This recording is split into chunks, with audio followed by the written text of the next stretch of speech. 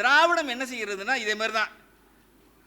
அதை திரித்து எனக்கு இப்போ அண்மையிலே வந்து பார்த்தீங்கன்னா சர் ஜான் மார்ஷல் அவர்களுடைய என்னங்க இந்த சிந்துவெளி நாகரிக அறிவிப்பினுடைய 100ஆம் ஆண்டு 1924 என்று நினைக்கிறேன்.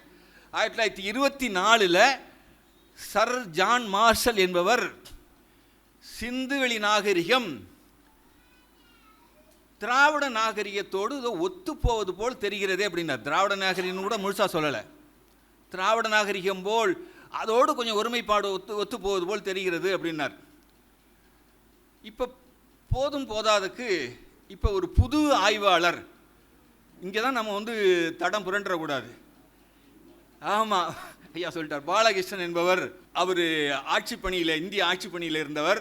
இந்த புத்தகம் எழுதுவதற்கு முன்னால் என்னது சிந்துவெளி நாகரிகத்தினுடைய திராவிட பண்பாட்டு அடிப்படைகள் அப்படிங்கிற ஒரு தலைப்பில் புத்தகம் இது எழுதுவதற்கு முன்னாடியே எங்களுடைய கல்லூரியில் ஒரு சொற்பொழிவுக்காக என்னுடைய நண்பர் நூலகர் அவர் அழைத்து வந்தார்.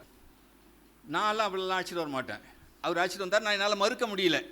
அப்போ இந்த நூல்லாம் எழுதலை. அப்போ வந்தவரே என்ன சொன்னார் பேசுகின்ற போது, இமயமலையில் ஒரு வகை கடமா என்று சொல்லக்கூடிய ஒரு மான் கூட்டம், கடமா என்று கூடிய ஒரு கூட்டம், அது கவரிமா கவரிமா என்று தவறாக சொல்லி கொண்டிருக்கிறோம். அது பனிமலையில் இருப்பதனால அடர்த்தியான முடிகளோடு இருக்கும். அந்த முடி விழுந்து விட்டால் அந்த மானுக்கு உயிர் போய்விடும், அது நீண்ட நாள் வாழ முடியாது. மயிர் நீப்பின் வாழா கவரிமான் அண்ணா, அதெல்லாம் பரவாயில்ல, அதெல்லாம் சரிதான்.